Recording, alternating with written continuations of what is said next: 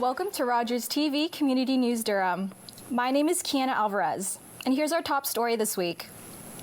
Peterborough police have arrested and charged Clarington councillor Corinna Trail after a 3-month investigation by the Peterborough Police Service. It's alleged that in early September 2025, the Durham Regional Police Service asked the Peterborough Police Service to undertake an investigation involving the Clarington councillor, a former police officer with the DRPS, and a current DRPS member. The investigation was related to communication made to a potential candidate for the municipality of Clarington.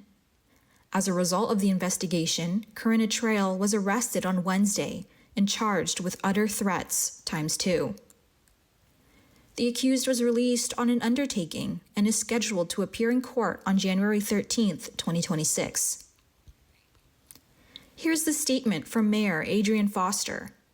Today, Peterborough Police Service announced that it has laid charges against Clarington Local Ward 3 Councillor Corinna Trail for uttering threats. It is important to allow the court to determine the outcome of this case. I want to confirm to the residents that Clarington Council is focused on serving our community, and we will continue to do so. As this is an ongoing matter before the courts, the municipality of Clarington cannot make any further comments at this time. We have confirmation that Simcoe Street is shutting down. Noah Bradley has more. Durham Regional Police have completed its second week of the 2025 Festive Ride program. During the second week of Durham Regional Police's Festive Ride program, officers removed 17 impaired drivers from the roadways. DRPS says although this number is consistent with last year, fewer vehicles were checked this week, resulting in an increase in the impairment rate from 0.78% to 1.1%. DRPS also says under the Ontario Highway Traffic Act, anyone charged with an impaired driving criminal offense will have their driver's license suspended for 90 days and their vehicle impounded automatically for 7 days. The numbers in brackets on screen are the number of offenses from 2024. In 2025, 1,568 vehicles were stopped by RIDE. 58 people were given roadside breath tests. 6 people received a 3-day suspension for registering an alert. 3 novice drivers received a 3, 7, or 30-day license suspension. 17 people were charged with drinking and driving offenses. 2 people were arrested for non-impaired driving-related offenses. There were 5 other criminal code charges. There were 142 Highway Traffic Act offenses and 3 drug offenses. And with the number of impaired drivers on the rise, MAD Canada Chapter President Tricia Dosage wants to remind people who do choose to get behind the wheel while intoxicated that actions do have consequences. On November 22nd, it was National Housing Day that highlights the critical issues of housing and homelessness in Canada. Durham Region says the work is being done to develop more housing that's affordable, accessible, and appropriate in our communities. The region is redeveloping some of the Durham housing properties to increase the number of units and create modern, mixed-income communities. These properties, which are owned and operated by the Region of Durham, include 409 Centre Street in Whitby. This redevelopment will replace an outdated 2-story, 16-unit seniors building with a new 3-story, 30-unit building. Christine Crescent and Normandy Street in central Oshawa.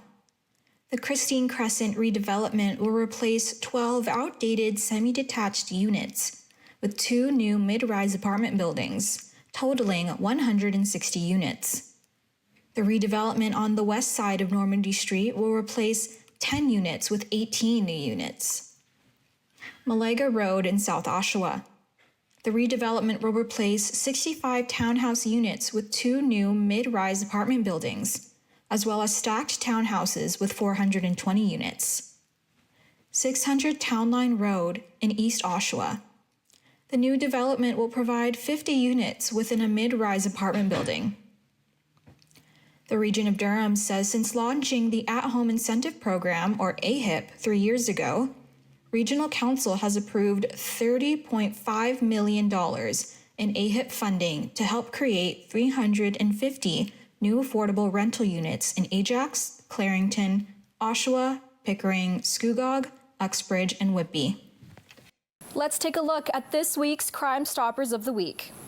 Stay with us, we'll have more after the break. Welcome back. It was a night to remember for a very long time in the city of Oshawa. Austin Colley has more. With the first win in the inaugural season in Oshawa, what do fans think of the team being in Oshawa? The provincial and federal government are investing millions to establish the new Centre for Fusion Energy, led by Ontario Power Generation. Carbon monoxide alarm rules are changing in the new year. The Durham Regional Police introduces the newest member to the K9 team. Durham transit fares are going up this summer. Effective in July of 2026, Durham Transit's one-way adult ride fare is increasing by 2.1%, from $4.75 to $4.85. The discounted Presto fare is receiving a sharper increase of 3%, from $3.73 to $3.84. The price of a monthly pass is increasing at the same rate as the Presto fare, from $134.28 to $138.24. Ontario says it's extending one fare to keep transit costs down. Transit users in the Greater Toronto and Hamilton area could be saving up to $1,600 per year. The One Fare program lets transit riders pay only once when transferring between the Toronto Transit Commission, the TTC, and Go Transit, Brampton Transit, Durham Region Transit, Meeway, Peel Trans Help, and York Region Transit. The Ontario government says it's expanding the program for an additional 2 years to continue keeping transit costs down for riders. Since launching the program in 2024, One Fare has saved Ontarians nearly $200 million and enabled nearly 62 million free transfers across participating transit agencies, according to the government. Stay with us, we'll have more after the break. Welcome back. It might have been snowing and raining outside on Sunday, but inside the Tribute Community Center, it was teddy bears falling onto the ice, all for a good cause. In total, 4,352 bears were donated. Thanks, Eric. That's all we have time for today. Thanks for watching, and we'll see you next week.